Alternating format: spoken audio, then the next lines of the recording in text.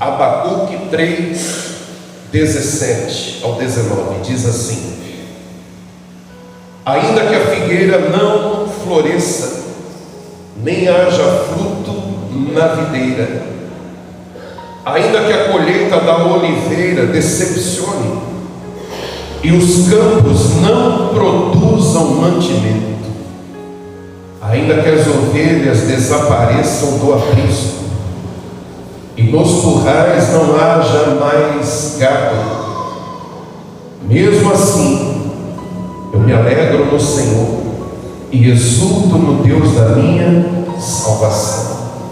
O Senhor Deus é a minha fortaleza, Ele dá aos meus pés a ligeireza das corças e me faz andar nas minhas alturas.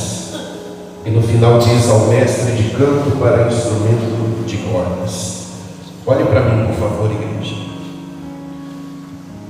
Para você entender o porquê do profeta estar dizendo essas coisas, eu convido você a ler depois com tranquilidade na sua casa os capítulos anteriores. O livro de Abacuque são 3 capítulos apenas.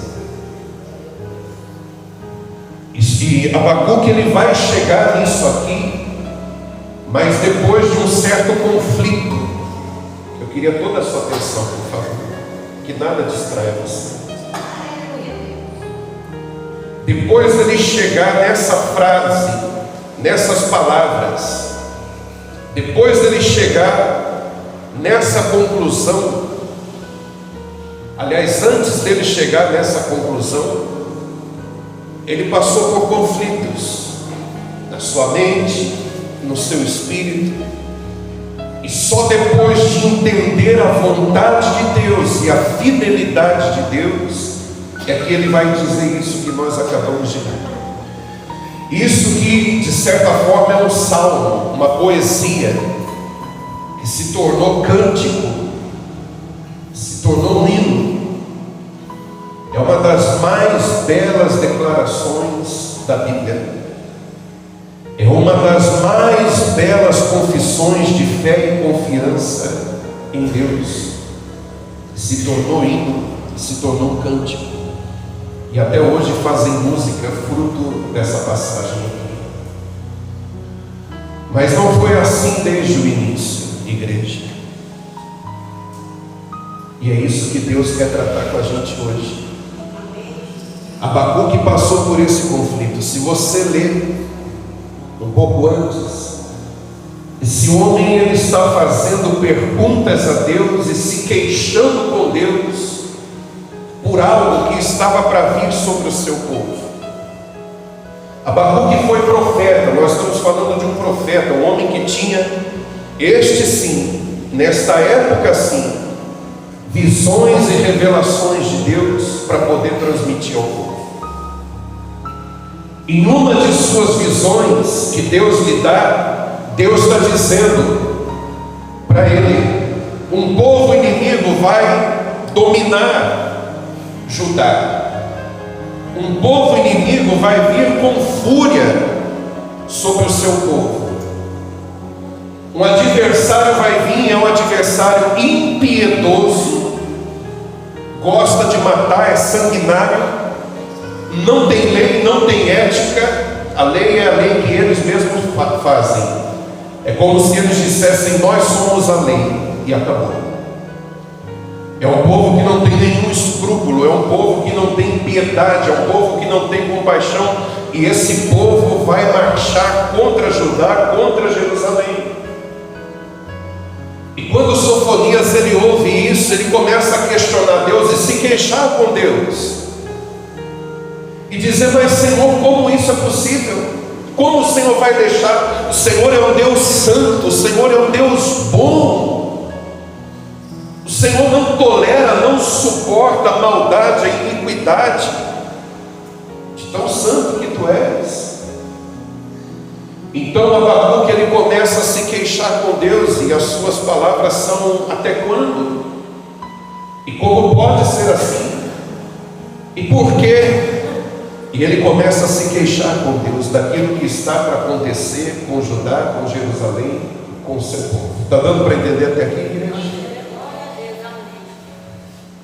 Então Abacuque ele fica triste, Abacuque ele fica confuso, porque ele não consegue entender um Deus bom deixar um povo mau prevalecer, um Deus que é santo deixar um povo iníquo, perverso vir. E se você ler, você vai ver que ele usa uma figura de linguagem. Ele vai dizer que esse rei vem como redes de arrastão que leva os peixes cativos para a morte, para o abatedor. E esse povo vai vir dessa forma. O próprio Deus fala, o cavalo deles são ligeiros. O próprio Deus fala, eles têm sede de matar, eles têm sede de sangue. Então Abacuque começa a entrar em parafuso e fala, não fecha a conta, o Senhor é bom e permite o mal prevalecer. O Senhor é bom e permite o injusto prosperar. O Senhor é bom e permite que gente dessa natureza venha subjugar o seu povo. Então ele começa a ter essa crise.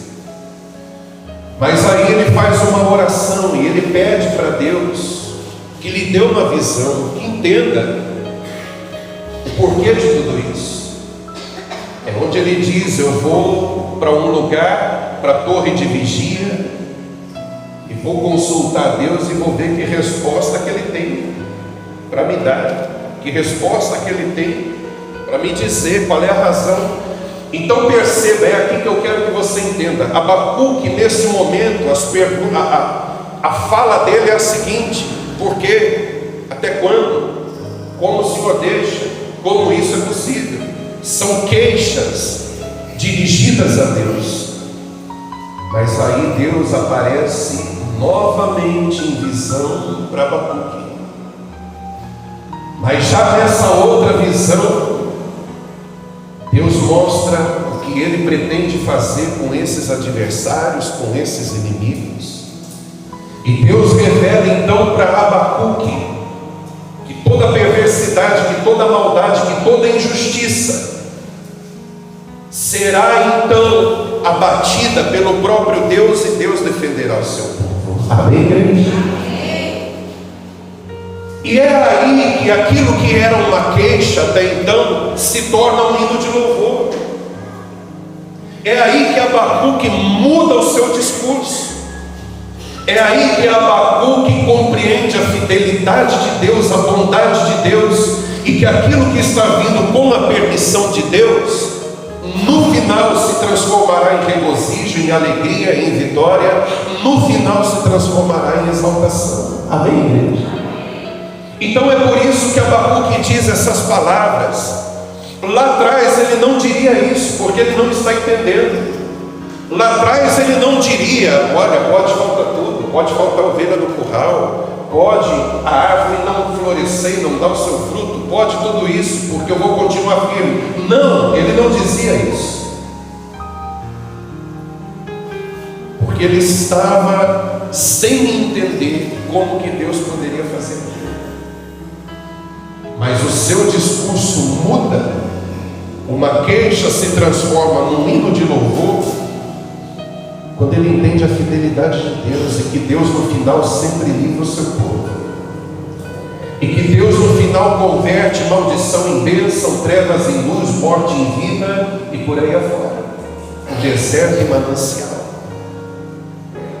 Bispo, tá, mas o que isso tem a ver com a minha vida? Tem tudo a ver com a sua vida. Olhe para mim, por favor. Porque talvez você vê coisas diante dos seus olhos e você está com a mesma queixa. Deus, como pode isso? Deus, até quando essa situação? Deus, a conta não fecha. O Senhor é bom, mas eu só vejo o mal. O Senhor é justo, mas eu só vejo a injustiça. O Senhor é grande, mas eu só vejo os homens pela sua arrogância, pela sua soberba, se assegurando como se eles fossem grandes e oprimindo o pequeno. A conta não bate, a conta não fecha. Mas o que mudou o discurso de Abacuque, igreja, foi entender que Deus está no controle de tudo e que o plano dele é perfeito, que os caminhos deles não são os caminhos nossos, que os pensamentos dele não são os pensamentos nossos. Foi isso que fez Abacuque mudar o seu discurso. E é exatamente o que eu e você temos que fazer.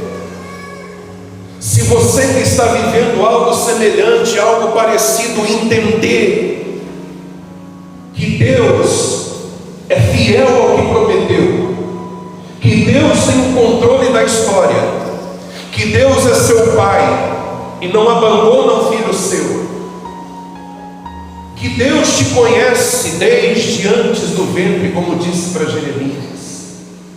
Se você entender que Deus não falha em nenhuma das suas promessas, então você vai mudar a queixa em um hino de louvor. Diga glória a Deus. Você vai mudar o lamento, a murmuração, por um hino de celebração, de vitória. Quando Abacuque entende que Deus tem promessa para esse povo, apesar do que eles vão passar, que Deus é o Pai deles, é o Senhor deles, apesar de toda a luta que tem pela frente, então ele diz o seguinte: tá, agora eu entendo, pode acontecer então, pode vir a guerra, pode vir a fome, pode vir isso, pode vir aquilo, eu ainda assim louvarei ao Senhor, porque ele não está preso ao presente, ele está olhando para o futuro, ele está olhando para o cumprimento da promessa que Deus fez. E assim é na nossa vida, igreja. Preste atenção no que eu vou te dizer. O teu estado presente não define quem você é, e muito menos quem Deus é. A luta que você enfrenta hoje não é a soma, o resultado de sua vida. Se você é filho de Deus, e é, se você crê em Deus e crê, então isso é só uma fase, e isso vai passar. E as promessas de Deus vão se cumprir na sua vida. Amém, igreja? Então você pode ter uma ameaça vindo contra você. Esse povo estava para vir contra Judá. Esse povo aqui era o povo babilônico. A Bíblia chama de caldeu. É o mesmo povo. E realmente é exatamente como está descrito. É um povo sem dó, sem piedade, sem misericórdia. E por onde passava era um rastro de destruição, de morte, de sangue. Só que agora que Abacuque entendeu o que Deus está para fazer, agora que Abacuque entendeu que Deus vai pegar o opressor e vai oprimi-lo, ele vai oprimir o opressor, Deus vai fazer isso, Deus vai vingar o seu povo. Agora que ele está entendendo isso, então ele para de se queixar e fala, é como se ele dissesse assim: Deus, já que as condições são essas, já que as promessas são tão belas e tão lindas, então até que pode faltar as coisas assim, eu não vou reclamar mais. Então pode até eu sentir falta de algo, eu não vou me queixar mais. Então pode até eu passar por um momento de escassez, eu não vou me queixar mais, porque embora venha tudo isso, depois disso o Senhor vai colocar as coisas no lugar. Depois disso o Senhor vai vingar o seu povo. Depois disso o Senhor vai exaltar o seu povo. Amém. Eu vou traduzir isso para você entender. Eu já vou encerrar. Você pode estar passando pelo desemprego, você pode estar passando por uma crise familiar, sentimental, você pode estar passando por um problema de saúde, você pode estar passando por situações indesejáveis. Mas se você entender que tudo isso é fase, que tudo isso vai passar, se você entender que Deus tem algo maior e melhor preparado para você, que Ele vai pegar o que te oprime e vai oprimir, Ele vai oprimir aquilo que hoje te oprime, Então você vai mudar a queixa por um hino de louvor. Então você vai saber cantar e dizer ao Senhor: eu te louvarei. Vamos ler de novo aqui o 17. Ainda que a figueira não floresça, nem haja fruto na videira. Sabe o que ele quer dizer aqui? Ainda que esse povo venha e devaste toda a plantação, ainda que isso aconteça, nem haja fruto na videira, ou seja, vão destruir a plantação de figo, vão destruir a plantação de uvas, ainda que a colheita da oliveira decepcione, até as azeitonas, ou seja, tudo aquilo que é o nosso sustento está ameaçado, tudo aquilo que é a nossa garantia de prosperidade, de sobrevivência, a nossa garantia de provisão, tudo isso está sob ameaça. Mas ainda que esteja, ainda que eles venham e os campos não produzam mantimento, ainda que as ovelhas desapareçam do aprisco, ou seja, ainda que eles arrebatem o nosso gado, a nossa carne, a nossa proteína que nos dá força para trabalhar, ainda que eles levem tudo, ainda que isso aconteça e nos currais não haja mais gado, mesmo assim eu me alegro no Senhor e exulto no Deus da minha salvação. Diga glória. Só quem diz isso, talvez você diga: eu não sei de onde, qual é a sua formação cristã. Posso falar, gente? Mesmo? Não sei por onde você passou antes de chegar aqui, qual foi o seu ensinamento, qual foi a doutrina que você recebeu, mas tem gente que tem dificuldade de digerir isso daqui. Tem gente que aprendeu que ser crente é não ter luta, ser crente é só vitória o tempo todo. Se vier uma luta, tem coisa errada, ou Deus está errado e aí eu vou colocar Deus contra a parede e cobrar de Deus. Alguma coisa está errada, porque não pode ser assim. Muita gente aprendeu isso, porque não existe isso de servo de Deus, serva de Deus, passar por tribulação. Não existe. Poxa, agora eu sou cheio do Espírito Santo, agora não aceito, não admito, e se for assim, eu vou colocar Deus contra a parede. Abacuque mais ou menos que fez isso. Eu não tenho muito tempo agora para me aprofundar, mas o que Abacuque fez foi parecido com isso. Quando Deus dá uma visão e diz que vai vir um tempo difícil, em vez de ele dizer é a palavra do Senhor que se cumpra, não, ele vai falar: ó Deus, eu vou subir na torre de vigia, eu vou ficar lá e o Senhor vai ter que me dar uma resposta. O Senhor vai ter que falar para mim que história é essa, e não é bem assim. Então Deus dá a resposta para ele. Mas Deus convence ele que mesmo ele sendo um profeta de Deus, aquilo ia assim acontecer, porque Deus disse, a boca do Senhor disse. Então não dá para fugir disso. Então eu não sei que ensinamento que você recebeu até chegar aqui, mas se você hoje entender que toda luta tem o seu propósito, que toda dificuldade que você vive e passa, se a tua vida está na mão de Deus, tem um propósito. Ele permite, Ele autoriza os inimigos virem para no final te dar vitória sobre todas eles. Amém, igreja? Isso aqui é difícil para muitos digerirem.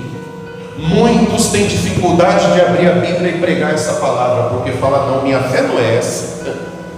Cantar no meio da luta, cantar no meio da vitória, eu não vou fazer isso, eu não creio nisso, minha fé é diferente disso. Não. Quando essas coisas vêm, eu me revolto, mas eu não canto não. Eu não tenho motivo para cantar, eu não tenho motivo para louvar.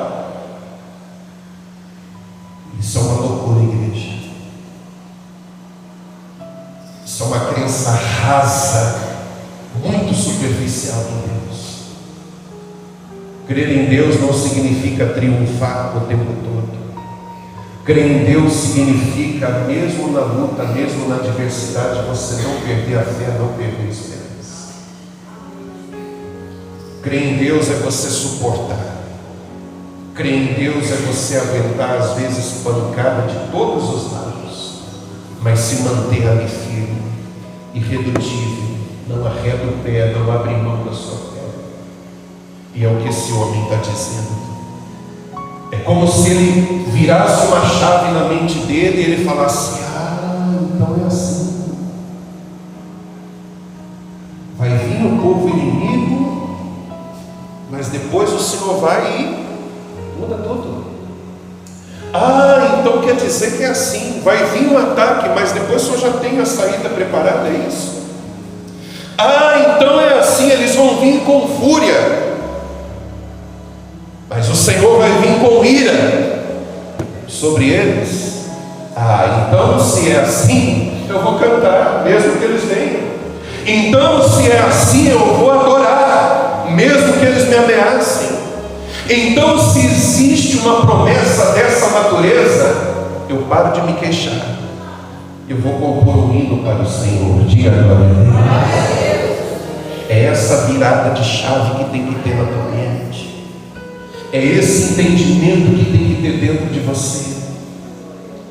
Ele estava dizendo mais ou menos assim: podem vir, podem se levantar, podem ameaçar, podem até prevalecer por um momento, levar tudo que a gente tem, danificar nossa plantação, mas eu vou continuar adorando, louvando, cantando, porque Deus já revelou para mim o que é que Ele vai fazer depois de tudo isso. Amém, igreja?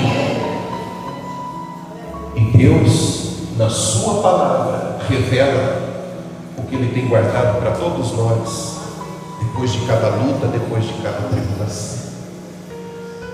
Para encerrar, igreja, não fique tão preso ao teu presente, ao que está diante dos teus olhos. Não viva pela vista, viva pela fé.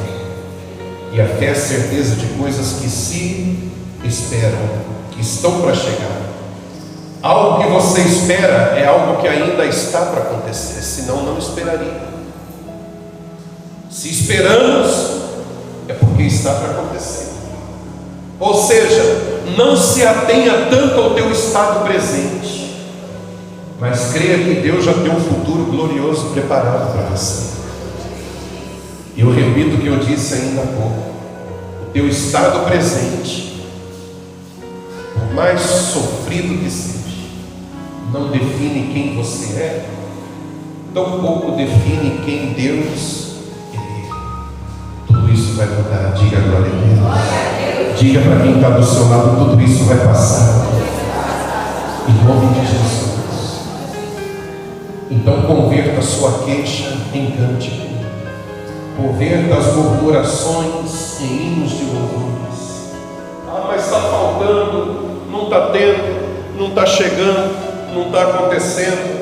Ainda que a figueira não floresça, que não haja fruto na videira, ainda que o produto da oliveira minta, ainda que não haja ovelha no curral, eu louvarei ao Senhor. Não é o que eu vejo, é o que eu creio. Não é o que está acontecendo, é o que está para acontecer, que já está prometido, já está anunciado, já está declarado. É nisso que eu creio, é nisso que eu espero, e é isso que eu busco, e é por isso que eu